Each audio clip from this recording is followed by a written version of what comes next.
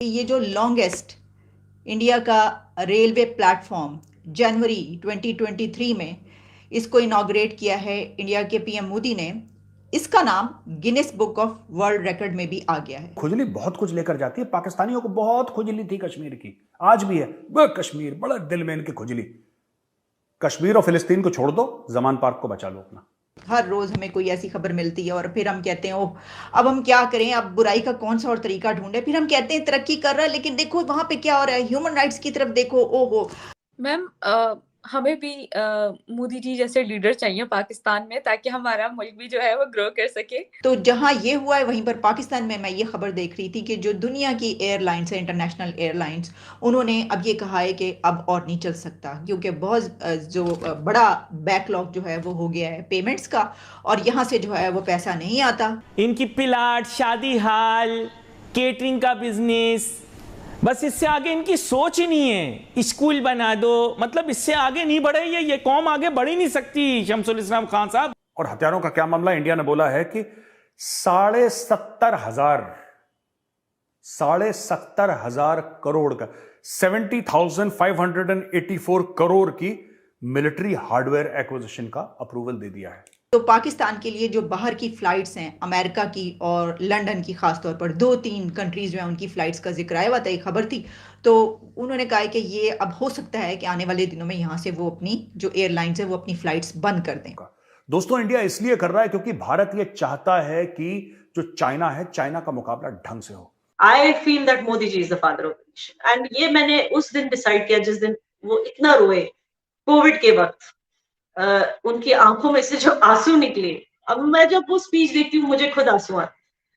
I am sorry निबाहा, चाहे कोई कुछ भी बोले, वो आंसू झूठे नहीं थे जब उन्होंने लोगों को मरते हुए देखा, अपने लोगों को। India is adding 10,000 kilometers of highway per year. The length of the road network has increased from 3,81,000 kilometers in 2014 when Modi was elected to 7,29,000 kilometers this year. Over the same period, the number of Indian airports has doubled. ये जी दी economist से लेकर और आपको international organisations, media outlets पे ये खबर कई जगहों पे मिलेगी। तो हमने कहा ये क्या है, तो हमें पता ये चला कि ये जो लॉन्गेस्ट इंडिया का रेलवे प्लेटफॉर्म जनवरी 2023 में इसको इनॉग्रेट किया है इंडिया के पीएम मोदी ने। इसका नाम Guinness book of world record में भी आ गया है। और गिनेस बुक पे फिर मैं गई, मैंने कहा देखे यहाँ पर क्या है, तो उसमें ये आ रहा है कि उसकी डिटेल्स हैं कि इस वक्त जो the longest railway platform is 1,507 metres and was achieved by south western railway, Hubli, India, Karnataka. ये इसके अंदर और भी डिटेल्स हैं कि अब इसको जो है ये दुनिया का सबसे लॉन्गेस्ट रेलवे प्लेटफॉर्म कहा जा रहा है। और ये जो है construction was part of A remodel project of A railway yard, और फिर और कुछ डिटेल्स हैं इसके सामने।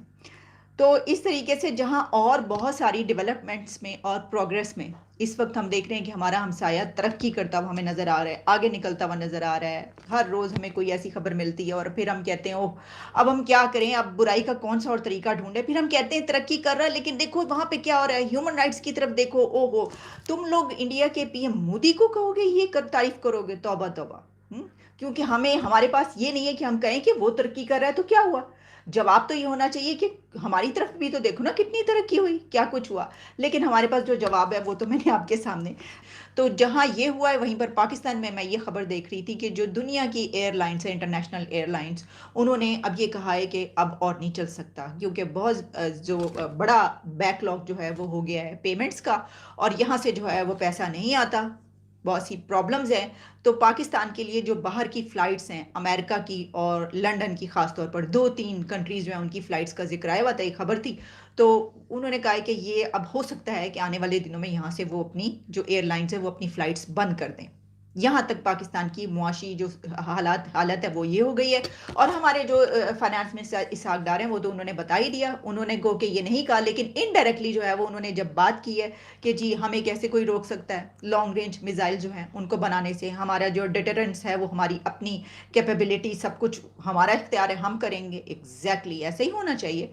लेकिन अगर कोई ऐसा कर रहा है तो सोचने की बात है कि वो ऐसा क्यों कर रहा है, क्योंकि आपने हाथ फैलाया हुआ है, आप उनसे पैसा मांग रहे हैं। तो जब आप किसी से पैसा मांगेंगे, कर्जा मांगेंगे, तो फिर वो आपके ऊपर किसी भी किस्म की कोई पाबंदी लगा सकते हैं। वैसे तो मैं देख रही थी कि क्या IMF के पास ये अथॉरिटी है कि वो किसी को ये एडवाइस कर सके कि आपका जो डिफेंस सिस्टम है या डिफेंस पॉलिसीज़ हैं वो कैसी होनी चाहिए।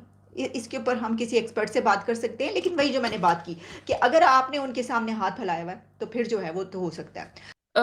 याना मैम, एक तबका तो ये कहता है कि हम अलग ही एक रियासत चाहते हैं। दूसरा कुछ इस तरह के लोग भी हैं जो कहते हैं कि पाकिस्तान मतलब हमें इंडिया के साथ मर्ज होना है। कुछ ही लोग कहते हैं कि पाकिस्तान या कुछ ऐसा तबका है, यानी कि वो ये चाहते हैं कि अलग ही एक रियासत बन सके। तो आप इस बारे में क्या कहेंगी? उन लोगों के बारे में क्या कहेंगी कि ये एक अलग ही एक सिचुएशन क्रिएट हो चुकी है कश्मीर को लेकर। अलग-अलग तबके हैं, अलग-अलग पार्टीज़ हैं, अलग-अलग फ़िरके बन चुके हैं कि इस पार्टी में शामिल होना है, उस पार्टी में, जहाँ पे जिसको ज़्यादा बेनिफिट हो रहा है वो उस पार्टी में शामिल हो रहा है। तो आखिर असलियत है क्या? कश्मीर मतलब मतलब जा क्या रहा है? ये समझ नहीं आ रही। है कि जब चॉइसेस ज्यादा हैं तो चॉइसेस को पकड़ने वाले भी ज्यादा होंगे। किसी को ये चाहिए, किसी को वो चाहिए। But it is common sense की बात कि कोई भी एक फेल्ड नेशन के साथ नहीं रहना चाहेगा। ठीक है, अगर वो अपनी अलग रियासत चाहते हैं तो उनको ये पता होना चाहिए कि फिर से वही हो सकता है जैसे 1947-48 में कबालियों ने रेड की थी। वही चीज 2050 में भी हो सकती है रेड। ठीक है ना, फिर वही चीज वापस हो सकती है रिपीट। फिर ब्लेम कर दिया जाएगा कि वो दरअसल रा के एजेंट्स थे जो आए थे। फिर वही चीज, फिर वही गोल घुमाकर फिर वही पाकिस्तान कहेगा कि हम अपनी आर्मी भेज देते हैं और फिर पाकिस्तान उस पर कब्जा कर लेगा। तो ये सारी चीजें जो है ये कंटिन्यू होती रहेगी। तो वापस अब खुद की रियासत, ठीक है वो मांग सकते हैं। मुझे नहीं लगता कि पाकिस्तान उनको खुद की रियासत बनाने देगा, क्योंकि उनके पास ना खुद की आर्मी है, ना उनके पास ढंग का कोई मतलब कहते हैं ना कोई कैपेसिटी, प्रोडक्शन कैपेसिटी। देखिए, अगर उन्होंने अपने नेचुरल रिसोर्सेज पहले ही अपने अपने पास रख लिए होते रादर देन पाकिस्तान को दिए होते, तो शायद उसमें से जो उनको जो मिलता है, शायद उन्होंने अगर एक अच्छा एक्सपोर्ट, क्या कहते हैं वो, एक्सपोर्ट रिलेशंस बनाए होते आसपास के अपने नेबरिंग कंट्रीज के साथ, उन्होंने कुछ भी ऐसा किया होता, रिलेशंस बनाए या रिसोर्सेस अपने पास रखे होते। कुछ नहीं किया, नाम पे इल्हाक किया पाकिस्तान के साथ, एंड अनफॉर्चुनेटली पाकिस्तान ने उनको, तो अब अगर वो अलग रियासत की बात भी करते हैं वो तो उनको कभी मिलेगा नहीं।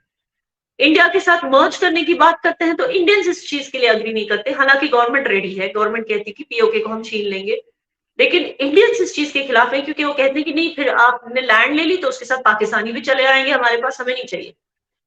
तो हालात कुछ ऐसे हैं कि it is not only PoK के साइड पे, इंडियंस खुद भी नहीं चाहते कि पीओके हमारे, हालांकि हम मानते हैं उसको अखंड भारत वो हमारा हिस्सा है, लेकिन उसमें जो आकर बस गए हैं लोग वो पाकिस्तानी है।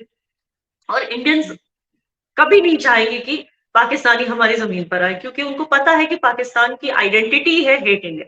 जिस दिन पाकिस्तानी जो यंग जनरेशन है उन्होंने ये आइडेंटिटी चेंज कर दी, and the day you make Pakistan about peace and progress, that is when कुछ हम अच्छी, मतलब अपार्ट फ्रॉम पॉलिटिक्स हम दूसरी बात कर सकते हैं, जैसे कि ट्रेड रिलेशंस है ना, जैसे सस्टेनेबल डेवलपमेंट, बहुत सारी चीजें हम एक दूसरे के लिए कर सकते हैं। Tourism, boosting tourism between the countries, boosting educational exchange between the countries, cultural exchange between the countries, बहुत कुछ हम कर सकते हैं।